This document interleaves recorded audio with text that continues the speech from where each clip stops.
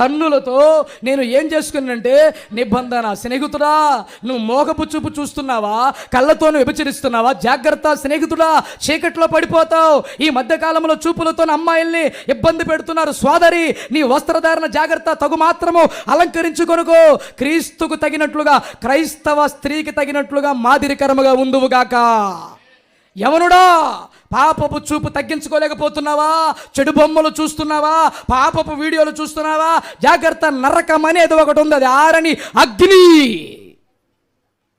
అగ్ని ఆరదు, పురుగు చావదు.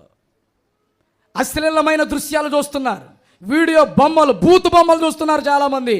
జాగ్రత్త, నువ్వు ఏం చూస్తున్నావో హృదయ రహస్యాలు ఎరిగిన దేవుడు.